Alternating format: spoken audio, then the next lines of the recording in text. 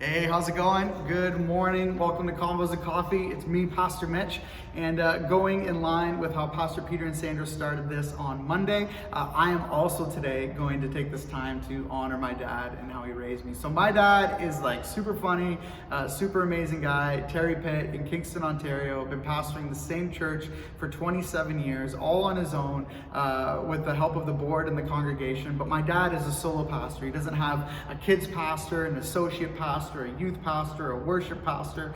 He is the pastor and fills in pastorally all the gaps that he needs to. And so this is for you, Dad, and also for you, Mom. Thank you so much, because if it was just Dad in our lives, we all would have went crazy. Mom, you're the rock, and you give us the patience and the will to move on so that it's not just craft dinner every single day for lunch. Dad, you know that's what it would have been. Craft dinner, sometimes craft dinner with ground beef. Yeah, I see you, Dad. I know your cooking skills. And so my dad has been a really godly example in my life. One of the reasons that I sit in this chair today and fulfill the position that I fill is because of the example that my dad set. One of the first things that my dad taught me was integrity. And I want to encourage you guys today. Integrity is something that we desperately need to not only uphold in our own lives, but to recreate in the lives of those who are following us. As I said already, my dad is a solo pastor, and so there's a lot of days where my dad would leave the house and go to church, and he'd be the only person in the building. And I watched every single day as a child where my dad would leave, he would go to work, and he would work. And he would put the time in. He would put in sometimes 50, 60 hours a week in order to accomplish the things that he believed that God was asking him to do. Nobody looking over his shoulder, nobody telling him what to do. My dad would go in and he would honor the position that God had called him to.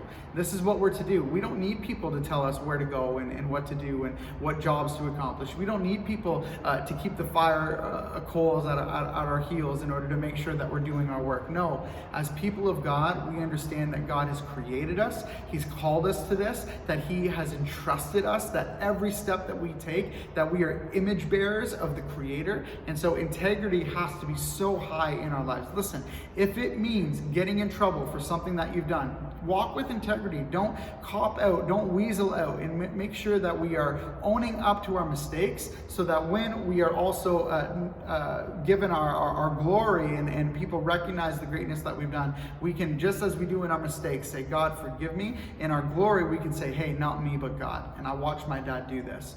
So this is a verse today, Proverbs 4:11-12, that I often think about when I think of my dad and the example that he set for me.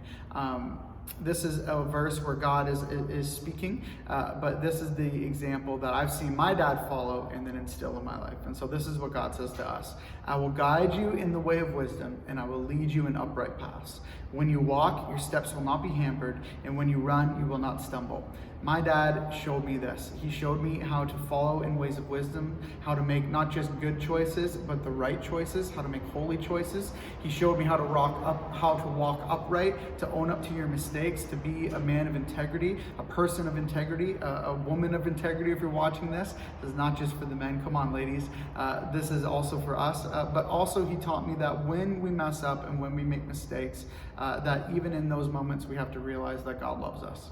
That God isn't trying to beat us down, and I'm thankful for that because I've made many mistakes, and I know because of the example of love that my dad showed for me that my God is not a God of judgment, that he's a God of love, that he's a God who extends his hand and says, hey, I'm going to pick you up here. I'm not just going to sentence you and leave you behind. And so I know that my journey with God is a walk, it's a run. It never comes to an end. And so, Dad, thank you so much. I hope that this speaks to you today. If you didn't have a father that showed you that, let's be those dads for the guys watching this, and for the ladies that are watching this as well. Let's set a good example.